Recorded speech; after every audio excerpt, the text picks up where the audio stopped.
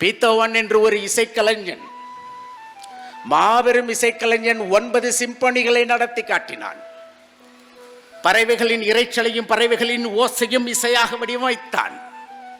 விலங்குகள் நடப்பதையும் விலங்குகளுடைய சப்தத்தையும் இசையாக வடிவமைத்தான். காற்றையும் புயலின் வேகத்தையும் சீற்றத்தையும் தென்றலையும் அன்பு பொழிகி அமைதியாக இருக்கின்ற வானிற் கலவுகின்ற மேகங்களையும் இசையாக அவன் வடித்தெடுத்தான். இருளில் வெளிப்படுகின்ற வெளிச்சங்களுக்கு ஒரு இசை கொடுக்க முயற்சி செய்தான்.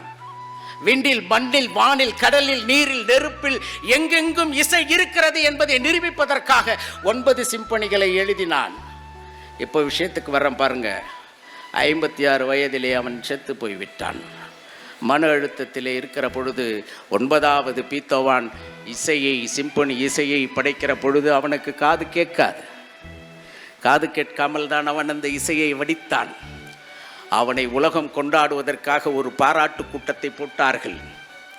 பல்லாயிரக்கணக்கான மக்கள் இருக்கிறார்கள். இவர்தான் பீத்தோவன் என்று அறிவித்த பொழுது கூட்டம் கைத்தட்டி ஆர்ப்பரித்து வாழ்க வாழ்க பீத்தோவன் என்றார்கள்.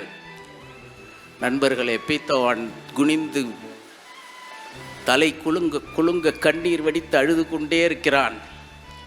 அவனிடத்திலே அந்த நிகழ்ச்சி ஒருங்கிணைப்பாளர்கள் கேட்டார்கள், 9 சிம்பனி இசையை வடித்து தந்ததன் காரணமாக ஆனந்த கண்ணீர் வடிக்கிறீர்களா பீத்தோவன்? பீத்தோவன் சொன்னார், அட மனிதர்களே, எனக்கு காது கேட்கவில்லை, கண் சரியாக தெரியவில்லை, வாழ்நாளில் பொருள் ஈட்டவில்லை, மன அழுத்தத்தில் இருக்கிறேன். இனிமேலாவது யாரை பாராட்ட வேண்டுமோ அவன் நலமுடனும் இளமையுடனும் இருக்கிற காலத்திலேயே பாராட்டி விடுங்கள் என்று சொன்னார்கள். புதிய புதிய நாணய அச்சகத்திலிருந்து வெளிவந்திருக்கிற வெள்ளி நாணயங்களைப் போல பெரும் பாராட்டுதல்களையும் நன்றியையும் தெரிவிக்க வேண்டும் என்பதற்காக நான் இந்த கருத்தை சொல்லுகிறேன்.